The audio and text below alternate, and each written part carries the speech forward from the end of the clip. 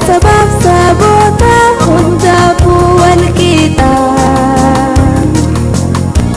Tokombaf ni ata Tungkur pamon ni kae Kob sogam tara babae Kob sogam tara babae Sabni wani pagata